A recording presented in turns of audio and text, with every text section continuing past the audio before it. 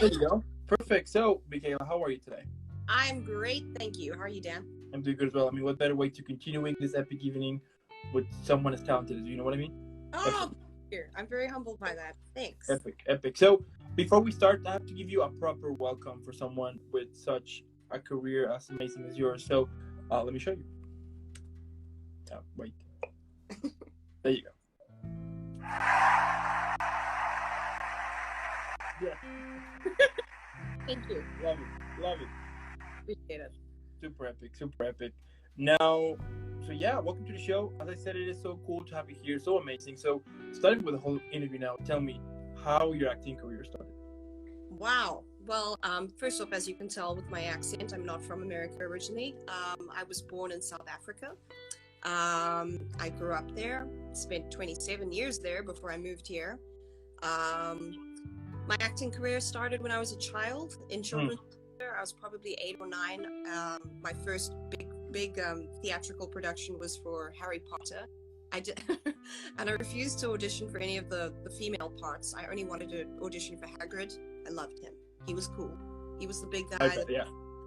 So he was really aces in my book. And I got the part. They ended up building me this giant costume that I'd have to get strapped into. And at intermission, I'd throw up because I was so hot.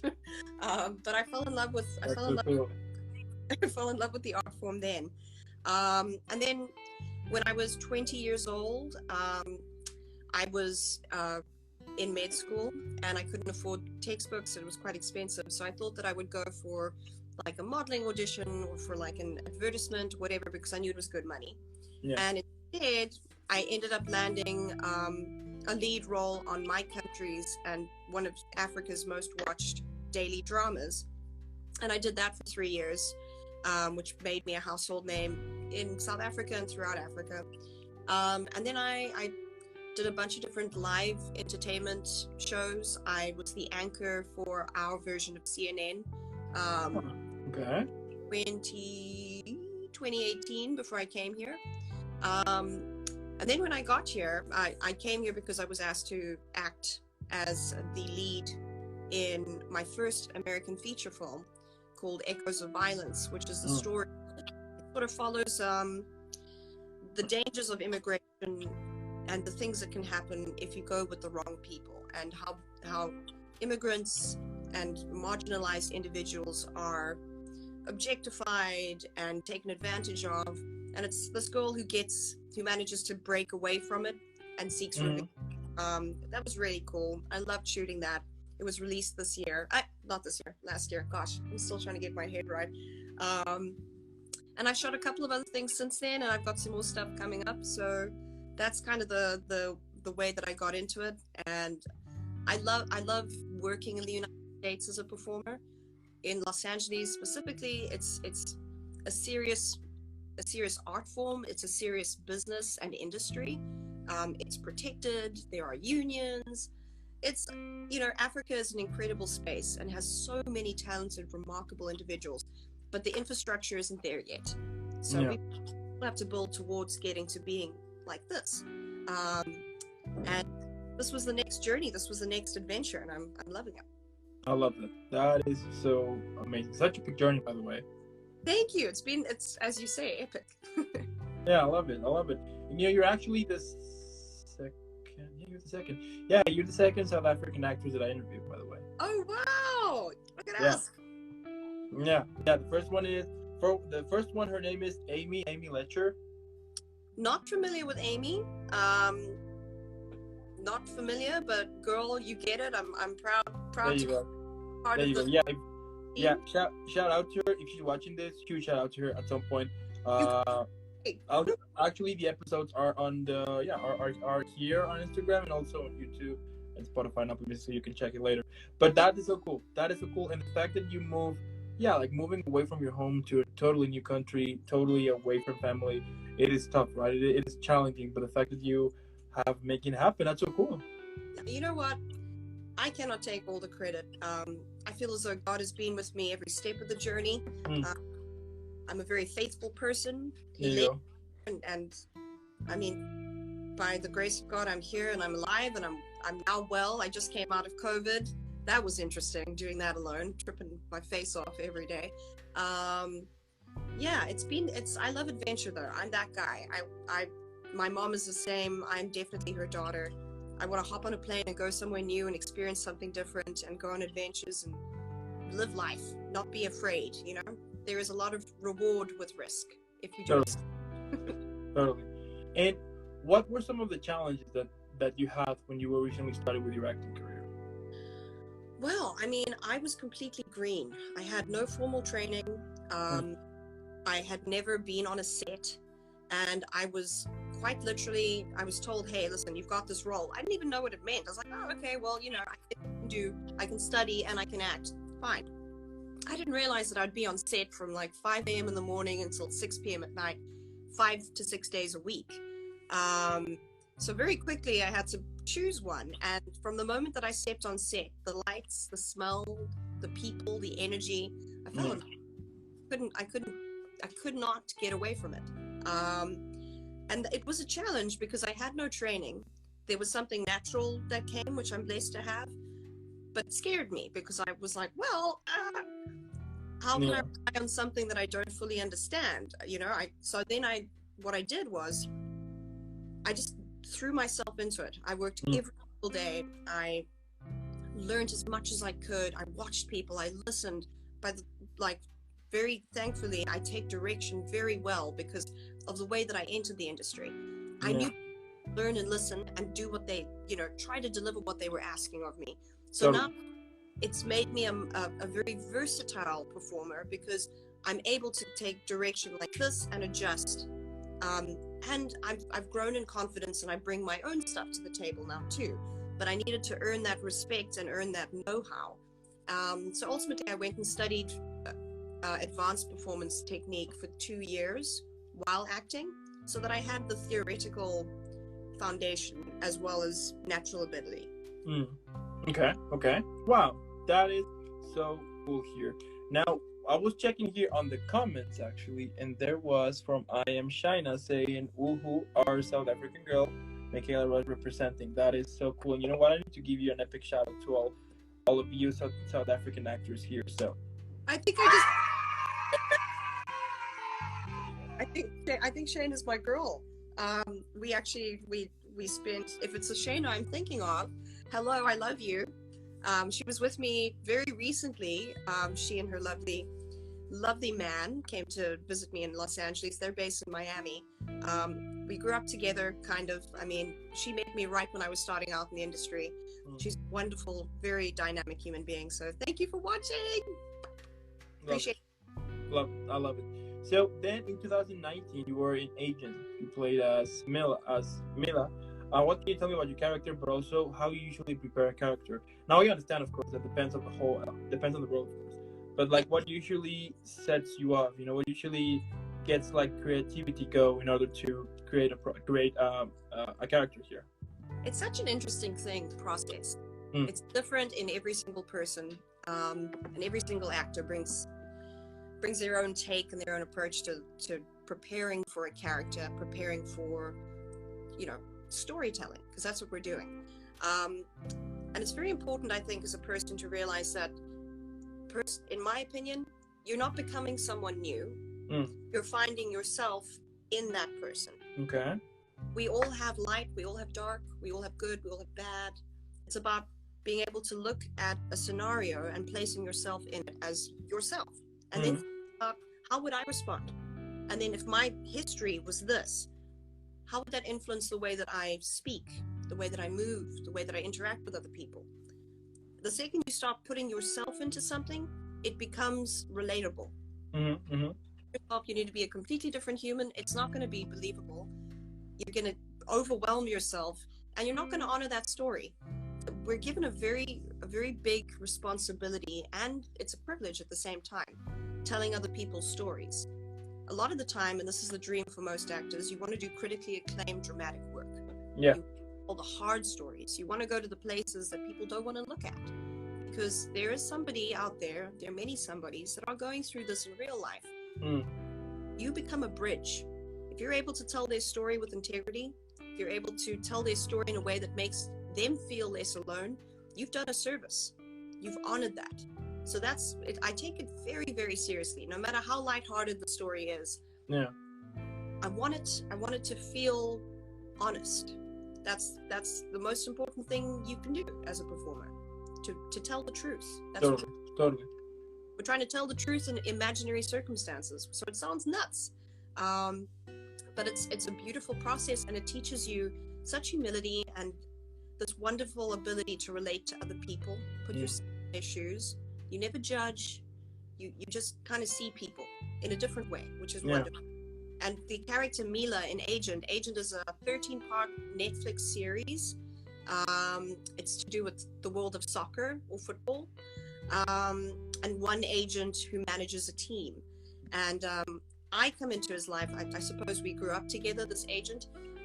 But my character's playing an actor, which is it's very hard to acting. Yeah. And she's begging him to represent her, even although he only represents sports people. She's like, listen, you know me better than anyone else. Be my representative. And I was lucky. I had the opportunity to use my voice and influence her story, because I was very good friends with the creator. And this was before the Me Too movement had become a thing. And I had been on a project just before Agent where I had quite a few Me Too moments, and I was very, gosh, it really shook me. But I didn't feel broken or weak or abused. I wanted to tell that story. I wanted to name the demon. I didn't want to live in the shadows. I wanted to put it out there. And, you know, as luck would have it, I was given an opportunity to do just that. And that's the arc of this character. And it was very empowering. Nobody was speaking about what happens behind closed doors, on the casting couch, or when you're being directed.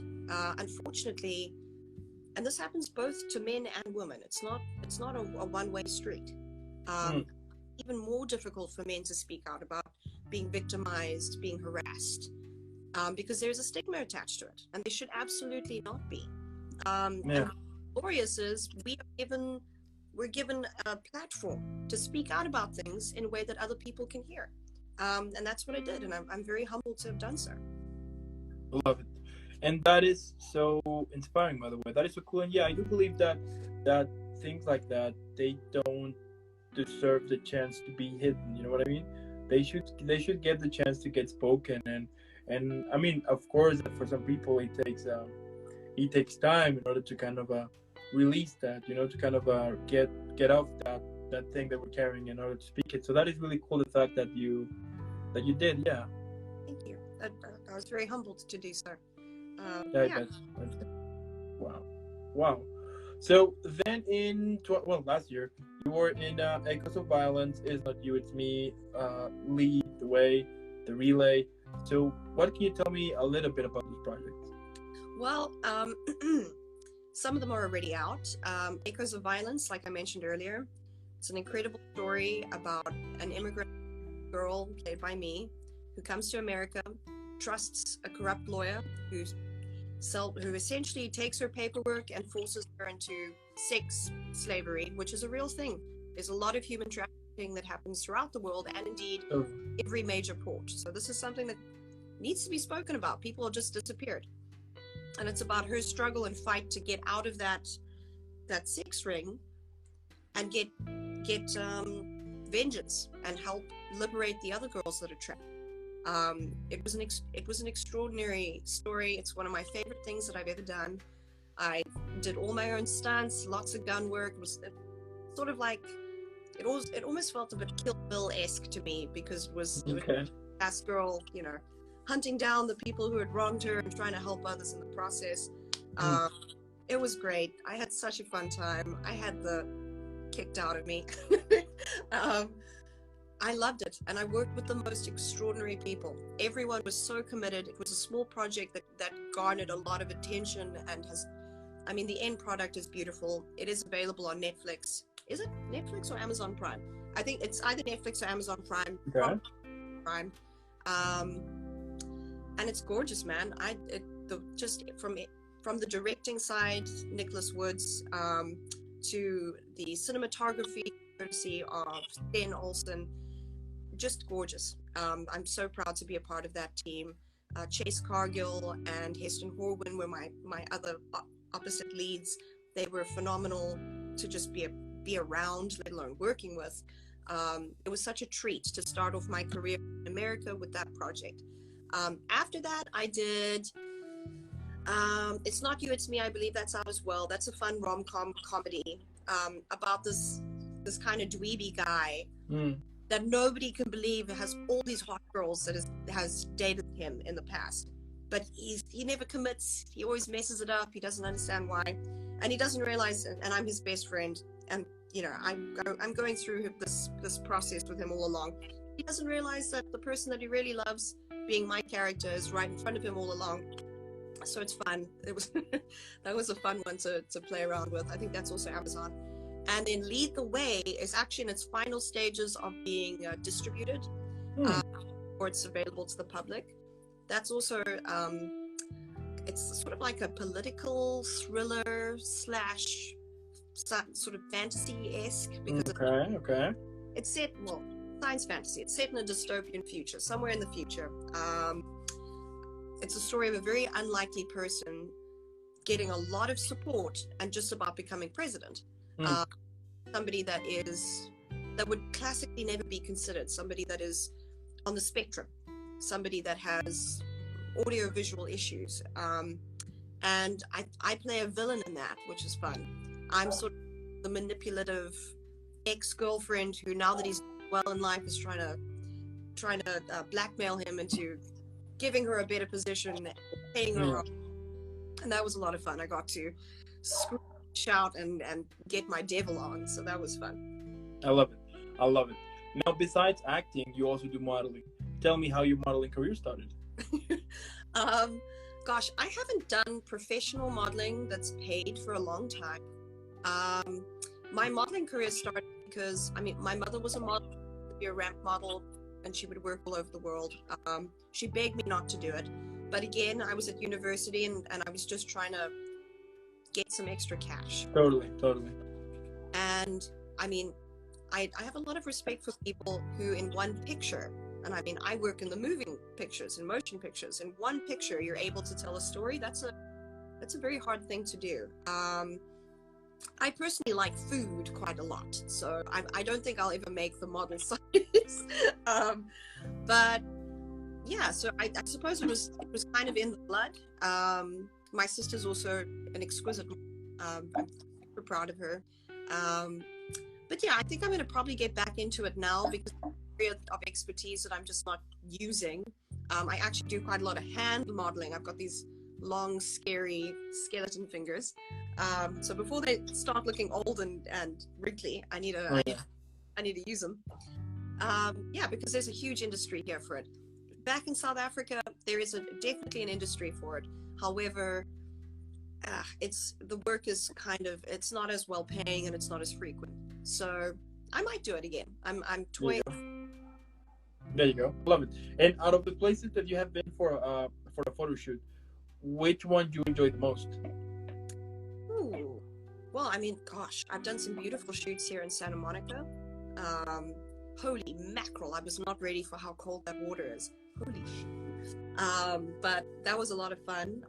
Oh my gosh, I've done shoots in Africa. I've done shoots essentially American people on the park, so out in the bush, and that's gorgeous.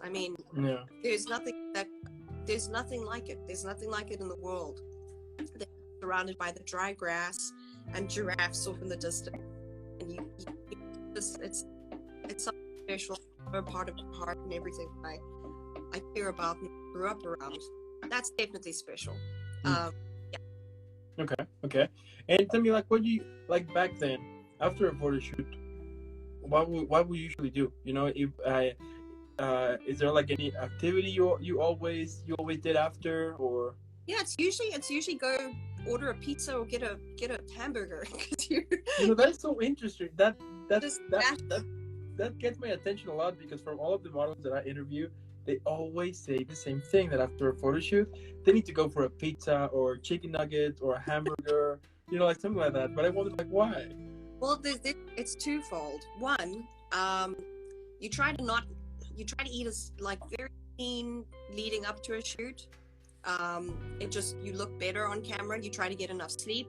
It's hard with makeup, and this goes for both photographic work and filmic work. Okay. I always try to get enough sleep the night before, which never happens when I try, because it's really hard for the makeup artist to cover dark circles and puffiness. Yeah. Don't get sunburned. Don't get suntanned. Just try to keep as neutral as possible. And you try to eat very healthily so that you look your best and you feel your best. I also find that if I eat a big meal before shooting, whether it's television or photographic work, I am sleepy. I get tired. So I try to like not overdo it, because I just want to take a little nap. And then as a reward, afterwards, you kind of go and you pig out on something a little naughty. So it's probably my ritual, I suppose. Okay, so basically eating something junky, it is like a gift, you know. It's like, I deserve it. After all of this, I need to spoil myself. Am I right? I mean, now if you develop a zit, or like you're feeling bloated or uncomfortable, you get tired, you don't have to worry about somebody else fixing it for you. You know, I suppose it's a form of respect. You try to make other people's jobs easier, and you try to deliver the best version of yourself. I never think you should see food as a reward or a punishment. That's a negative relationship. I think the way that I view it is, I am going to do my very best to deliver the best of myself, the healthy myself, so that I honor what these people are looking for from me, and I make jobs a little bit easier. And then at the end of it, when nobody else is relying on me, then I'll pig out, because then if I get a zit on my chin, or if I'm falling asleep, it doesn't affect anyone other than me. Okay. Now, if you could describe your career at the moment on a movie, TV show, book, or even a play, why not? What would be the title of it? Give 'em hell. Okay. And would it be a movie, or what would it be? Gosh, I mean, I would like to think that it was a movie. I write as well. I've got a couple of things that I'm busy writing the outlines for before diving into properly. The title "Give 'Em Hell." I've been told that I would not succeed. I've been told that I wasn't right, that I wouldn't make it. I've been told no my whole life, and I have loved it, because it's a challenge, and I've never not done what I've set out to do. So for every time I'm told no, I give 'em hell, man. There you go. Now that you mentioned writing, tell me, like, where does your inspiration for writing comes from?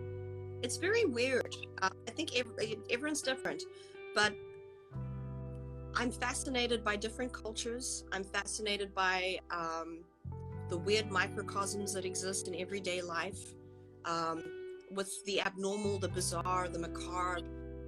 And I've seen, like, just coming to America, there are these weird things that I had never experienced before, just cultural identity stuff, industry that I'd never been a part of, that are begging to be spoken about. So I get my inspiration as much from life and living and just looking around and meeting people. I love meeting. I'm a crazy person. People in LA are always a little freaked out by me, because I'm so excited to meet new people. I'll go right up to a stranger and start chatting and give them a hug, and they're like, don't take my money. And that, I get inspiration from every person I meet and every place I visit. And I also have a very overactive imagination. I can just be staring out of a window, and suddenly I'll just find, I've always enjoyed making things up. I love science fiction and science fantasy. Yeah, okay. Those are two bedfellows of mine, for sure. Okay. Now, if you could describe your career again, but this time on a drink, which one would you choose? Let's see. A spicy, skinny margarita. I would say that because, man, there have been very, very wonderful highs and very profound lows.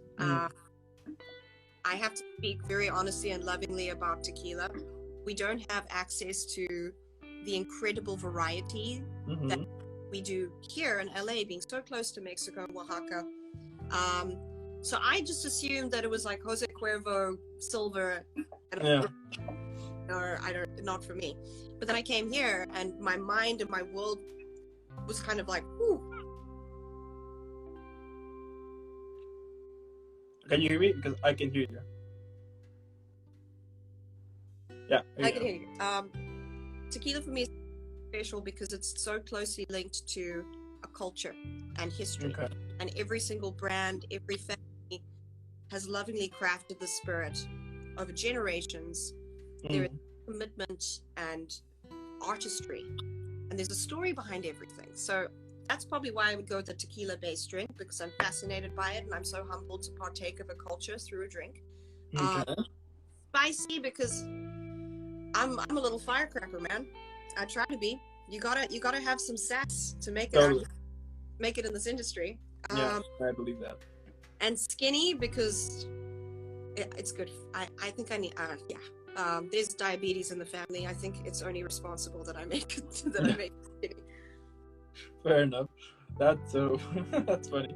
And like my last question here is, like, what motivates you?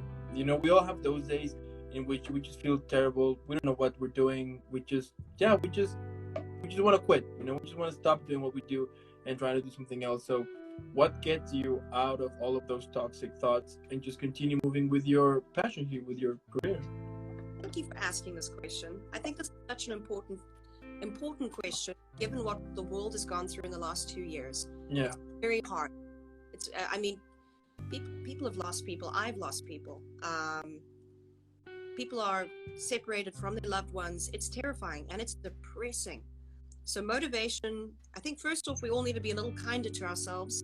Stop giving ourselves so much shit, excuse my French, for not being where we want to be in life. This is a new world that we're operating in.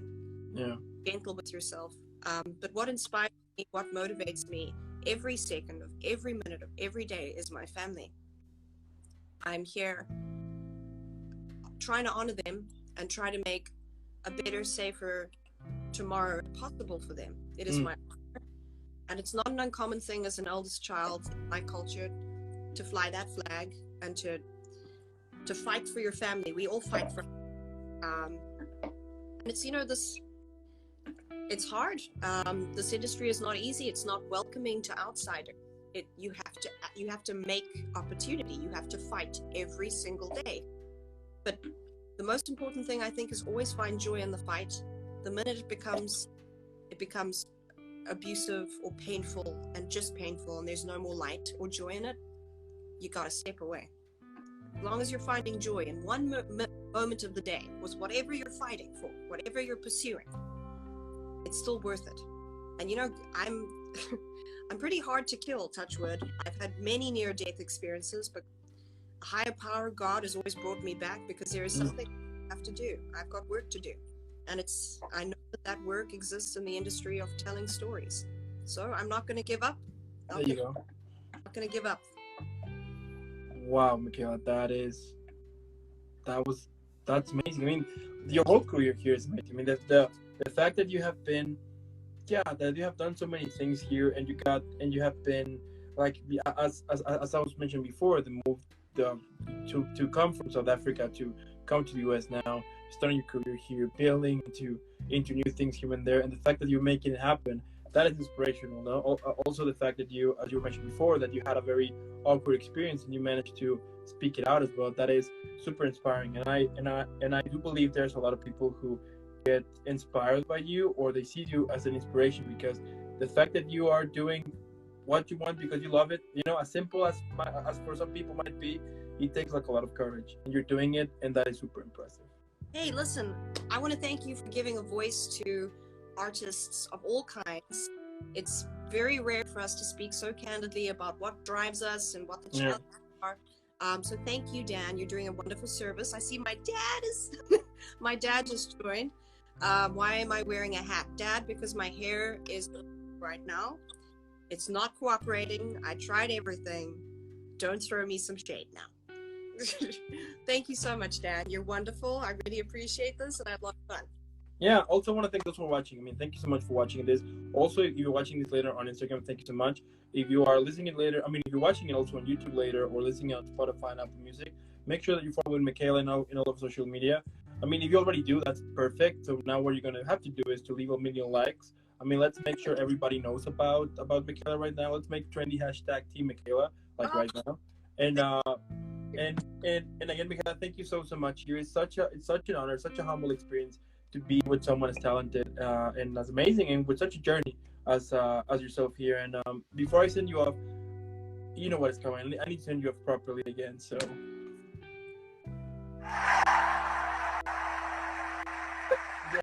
Thank you. Oh, I need you as my personal hype man. yeah, You're absolutely. really lifted me up. Also, hi mom, I love you. She's also there. Thank you family for watching. Thank you everyone for watching. Thank you Dan. Be well, stay strong, and I'll see you soon. Hopefully. Sounds like a plan. Stay safe, okay? Have a good one. Bye guys. Peace. Bye.